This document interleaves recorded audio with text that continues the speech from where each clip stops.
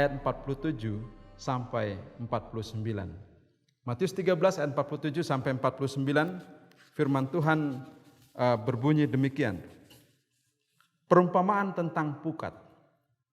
Demikian pula hal kerajaan sorga itu, seumpama pukat yang dilabuhkan di laut, lalu mengumpulkan berbagai-bagai jenis ikan. Setelah penuh, pukat itu pun diseret orang ke pantai, lalu duduklah mereka dan mengumpulkan ikan yang baik ke dalam pasu, dan ikan yang tidak baik mereka buang. Demikianlah juga pada akhir zaman, malaikat-malaikat akan datang memisahkan orang jahat dari orang benar. Adalah satu hal yang menarik untuk kita pelajari dari ayat-ayat yang kita baru baca tadi. Pukat, perumpamaan tentang pukat. Dikatakan bahwa hal kerajaan surga itu seumpama pukat. Saudara, pukat, saudara pernah lihat pukat?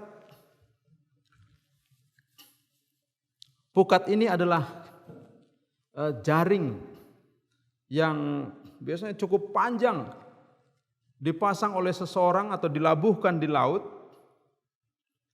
kemudian ditunggu untuk beberapa saat, dan biasanya akan banyak ikan-ikan yang sementara berenang lewat, dia akan tersangkut di pukat tersebut. Dan seperti yang dinyatakan oleh firman Tuhan di dalam Alkitab tadi, pukat itu menangkap berbagai-bagai jenis ikan. Ada banyak ikan yang terjaring di dalam pukat itu. Kemudian setelah si empunya pukat atau yang memasang pukat itu rasa sudah cukup waktu untuk mengambil, maka dia akan seret itu ke tepian dan akan memisah-misahkan, akan diambil yang baik, dan biasanya yang tidak baik atau yang tidak berguna mereka akan buang. Hal yang sangat menarik untuk kita pelajari adalah cara kerja daripada pukat ini. Saya sudah pernah melihat orang yang memasang pukat, kemudian setelah itu dia tarik, dan memang betul ada banyak ikan yang dia dapat terjaring di dalam pukatnya itu. Cara kerja dari pukat, dia menjaring siapa saja atau apa saja. Dia tidak memilih-milih apakah ikan besar, apakah ikan kecil. Sejauh itu masih bisa tersangkut di jaringnya itu, maka dia akan tangkap. Menarik bahwa kita lihat bahwa pukat seperti buta terhadap tangkapan. Dia tidak memilih-milih. Beda dengan memancing. Apalagi yang kita kenal istilah sport fishing atau memancing sebagai sebuah rekreasi atau hobi olahraga. Bahkan ada kita lihat tayangan seperti Mancing Mania, biasanya itu memilih. Bahkan mereka ada istilah kompetisi, harus bobot ikannya segini baru mereka dapat atau mereka ambil. Kalau dia tidak sesuai itu mereka akan lemparkan. Itu berbeda. Pukat, dia tidak pandang bulu, dia tidak peduli besar kecil seperti apa, dia jaring dan dia tangkap semuanya. Kira-kira apa pelajaran yang ingin ditekankan oleh Yesus dengan memberikan ilustrasi atau perumpamaan bahwa hal kerajaan sorga seumpama pukat dalam Matius 13 di ayat 47 sampai 49 yang kita baca tadi.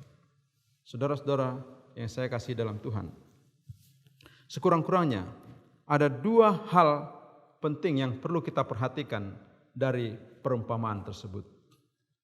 Hal yang pertama, sehubungan dengan menangkap ikan dengan menggunakan pukat ini. Poin pertama yang sangat penting yang perlu kita perhatikan adalah bahwa Allah menghendaki atau mengharapkan tangkapan dengan jumlah yang besar atau tangkapan itu banyak. Tuhan mengharapkan tuaian ataupun hasil yang didapat dari sebuah pekerjaan itu banyak. Karena Tuhan bahkan rindu untuk menyelamatkan semua orang. Tuhan rindu untuk menangkap semuanya. Di dalam perumpamaan mengenai pukat ini, Allah rindu untuk menangkap sebanyak mungkin orang di dalam jaring kasih karunia yang ditempatkannya. Kemudian pelajaran yang kedua yang bisa kita pelajari adalah Allah mengajarkan bahwa beragam atau berbagai jenis ikan bisa tertangkap dan tinggal bersama di dalam pukat itu. Ikan yang berbagai-bagai jenis, bahkan ukuran, bisa tertangkap dan tinggal dalam sebuah pukat sampai tiba saatnya si empunya pukat itu datang untuk membawa ke tepian dan memisahkan yang baik dengan yang tidak baik, dipisahkan satu dengan yang lainnya. Allah mengharapkan bahwa melalui pukat kita belajar bahwa kita ini bisa saja beragam, tinggal di dalam sebuah komunitas, di dalam sebuah gereja, dalam sebuah kumpulan. Kita bisa beragam, bisa beraneka suku, bangsa, bahasa, dan lain sebagainya, perbedaan-perbedaan yang ada. Karena Tuhan tidak memperdulikan itu pada saat Dia mengharapkan sebanyak mungkin orang terjaring di dalam pukat kasih karunia-Nya. Dia mau bahkan kita ini tinggal dalam satu wadah bersama-sama sampai tiba saatnya di mana Allah sendiri akan mengirim malaikat-malaikatnya, agen-agennya untuk melakukan pemisahan dalam penghakiman.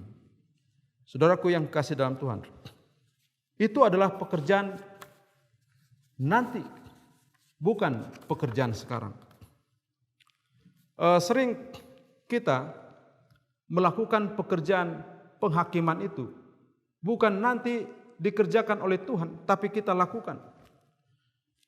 Kita sesama yang tinggal di dalam pukat itu, kita memeriksa satu sama lain, ini kurang baik, ini kurang baik.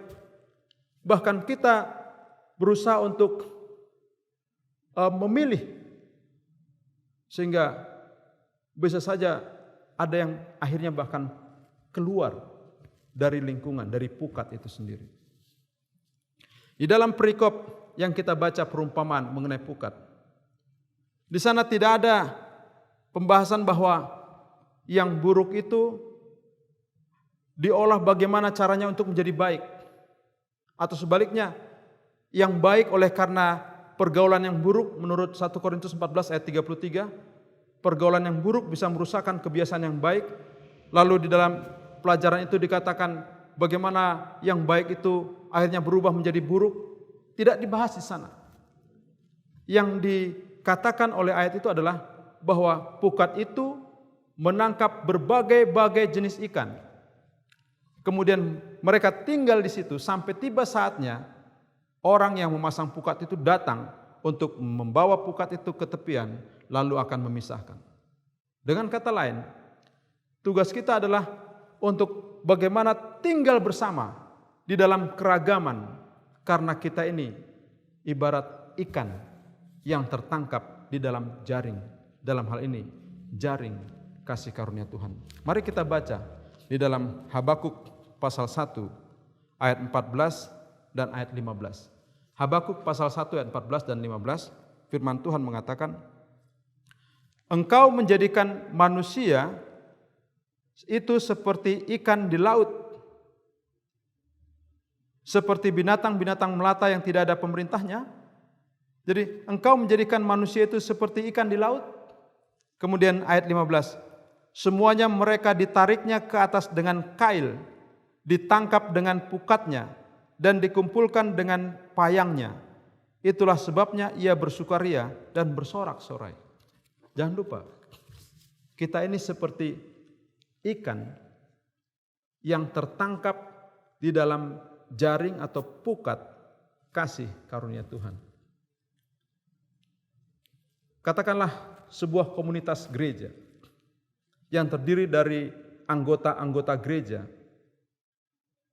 berbagai-bagai jenis suku, mungkin berbeda latar belakang pendidikan, berbeda dari hal-hal yang lainnya yang ada di sekitar kita.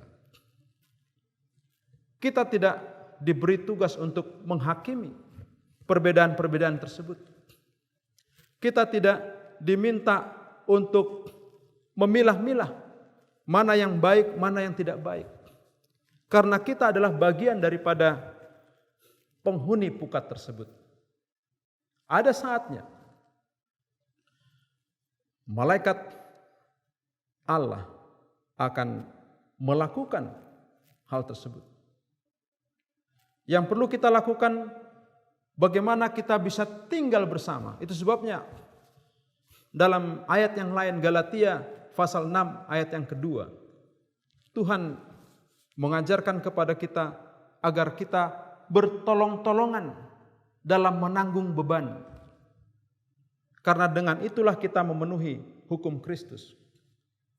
Boleh saja di dalam kebersamaan kita dalam sebuah komunitas yang saya katakan tadi, katakanlah komunitas gereja. Mungkin kita merasa terbeban dengan sikap, dengan perilaku dari rekan-rekan kita yang boleh saja kita katakan tidak sesuai dengan apa yang kita inginkan, yang kita kehendaki. Sehingga itu kita rasakan sebagai sebuah beban. Firman Tuhan katakan, bertolong-tolonganlah menanggung bebanmu. Demikianlah kamu memenuhi hukum Kristus. Bagi kita yang saya percaya merupakan bagian dari sebuah gereja, karena umumnya kita ini anggota-anggota dari gereja, maka mari kita bersikap juga dengan baik, dengan bijaksana, agar kita tidak menjadi beban untuk orang lain. Mari kita hidup sebagaimana layaknya kita harus hidup seperti yang Tuhan kehendaki. Milikilah cara hidup yang baik di tengah-tengah bangsa-bangsa kemana aku mengutus kamu. Tuhan sudah perintahkan seperti itu. Sehingga hal-hal yang berupa perbedaan-perbedaan bukan lagi menjadi masalah dalam kehidupan kita. Tuhan mau kita tinggal bersama sekalipun kita berbeda satu dengan yang lainnya. Betul, di dalam satu lingkungan, di dalam satu pukat ada berbagai jenis ikan yang bisa ditangkap. Dan karakteristiknya atau ciri-cirinya pun berbeda-beda. Boleh saja. Ada ikan yang kuat, ada ikan yang lemah. Ada ikan yang suka menyerang. Ada ikan ikan piranha itu katanya itu adalah ikan predator. Giginya yang tajam-tajam itu bisa menyerang. Mungkin ada orang yang karakteristiknya suka menyerang. Itulah dia. Apa boleh buat, dia ada di lingkungan di mana kita ada. Bagaimana kita bisa menghandle masalah ini, bisa hidup bersama. Kita perlu pertolongan dari Tuhan. Mungkin ada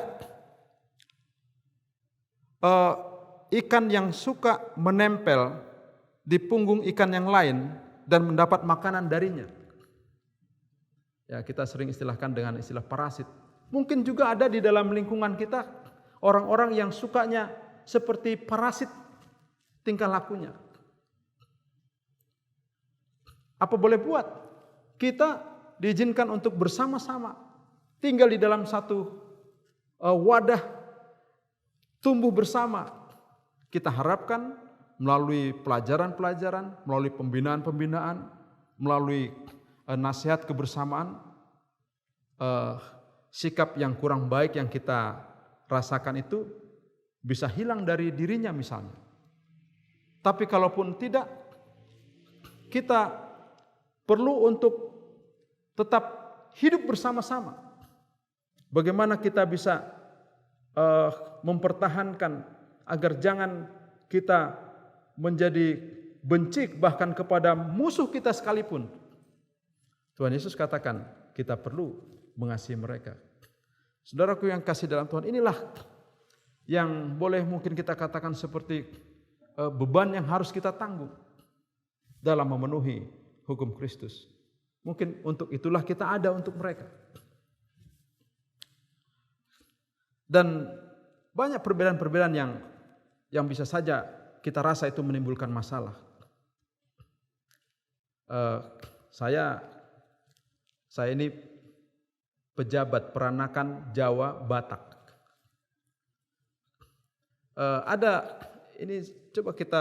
Ini hanya ilustrasi, kita bicarakan sayur saja contohnya.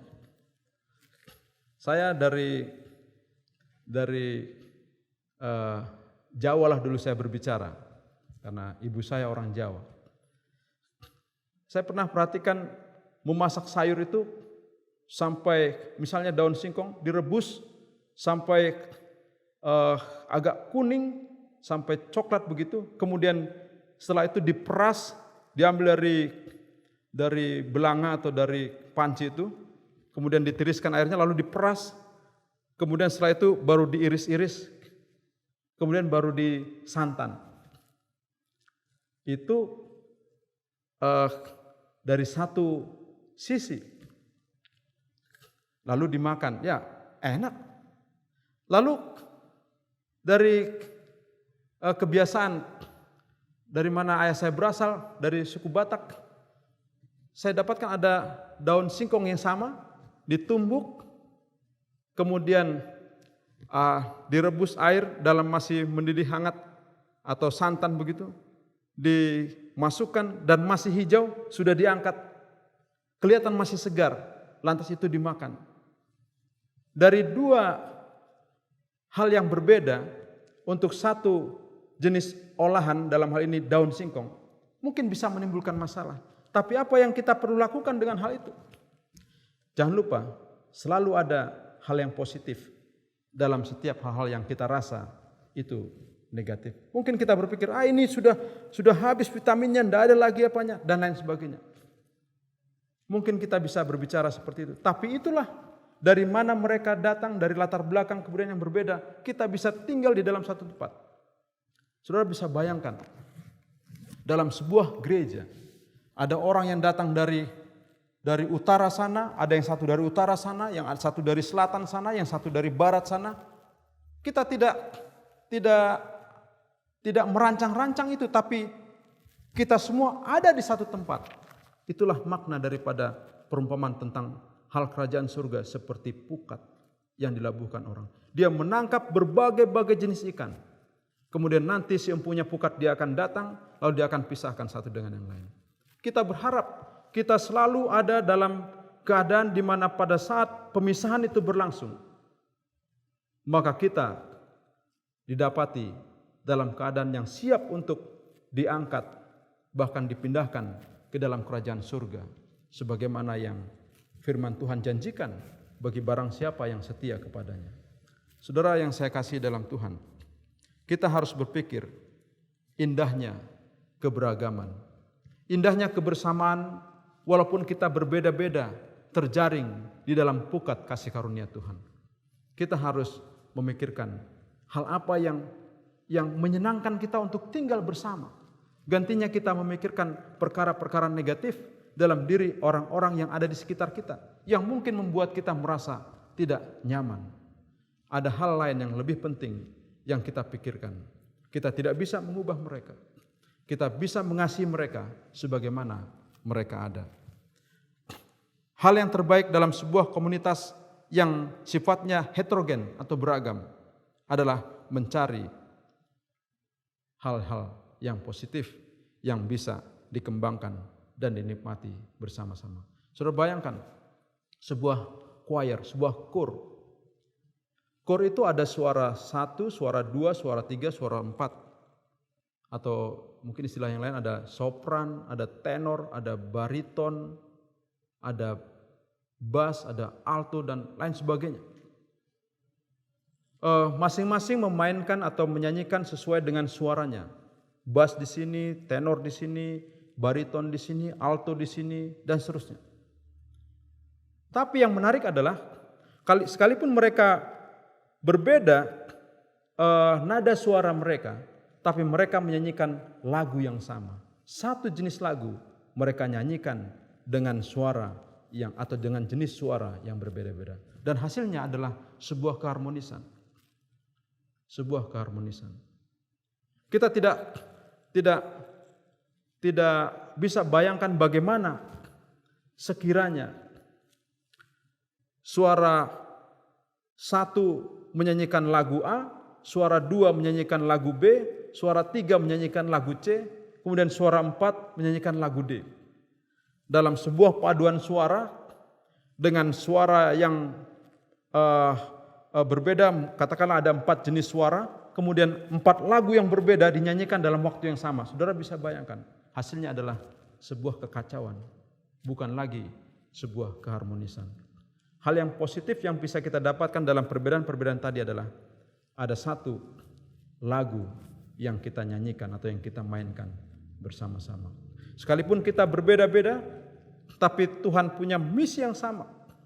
Bagaimana kita bisa bekerja untuk kebahagiaan, untuk kebaikan orang lain, bahkan menarik sebanyak mungkin orang untuk tinggal bersama-sama di dalam komunitas di mana kita sedang hidup di dalamnya. Saudara yang saya kasih dalam Tuhan, suara boleh beda, tapi lagu harus sama. Hal itu harus menjadi motto dalam kehidupan kita. Kita harus menjaga kebersamaan. Jangan lupa karena kita semua berharga di mata Tuhan. Kita semua penting di hadapan Tuhan. 1 Korintus 12 ayat 11 katakan, tetapi semuanya ini dikerjakan oleh Roh yang satu dan yang sama, yang memberikan karunia kepada tiap-tiap orang secara khusus, seperti yang dikehendakinya. Pemberian talenta 5, 2, dan 1 dalam Matius 25 itu adalah sama penting. Bukan berarti 5 lebih penting, 2 kurang penting, atau 1 yang sangat rendah kurang pentingnya. Semua sama-sama penting. Terlihat pada waktu si Tuhan memberikan pujian kepada si empunya 5 talenta yang sudah melipat gandakan talentanya. Dia katakan, engkau telah setia dalam perkara kecil. Pada waktu si empunya 2 talenta telah menggunakan dan melipat gandakan talenta yang dimilikinya, dia katakan, engkau telah setia dalam perkara yang kecil. 5 perkara kecil, 2 perkara kecil, itu sama di hadapan Tuhan.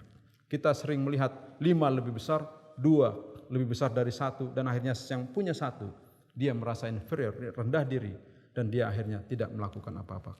Semua kita sama penting. Di mata Tuhan tidak ada diskriminasi, tidak ada perbedaan kasta, suku, golongan, bahasa, dan lain sebagainya. Galatia 3:28 katakan, karena kita adalah satu di dalam Kristus. Bersatu kita teguh, bercerai kita runtuh. Kiranya kita tetap tinggal dalam sebuah kebersamaan dengan satu kasih, dengan satu roh, bertolong-tolongan menanggung beban, sampai tiba saatnya si empunya pukat jaring kasih karunia itu datang dan akan menghakimi dengan adilnya, memberikan upah kepada mereka yang tetap setia untuk mengikut Dia. Tuhan memberkati kita. Mari kita berdoa. Ya Tuhan yang di sorga, terima kasih oleh karena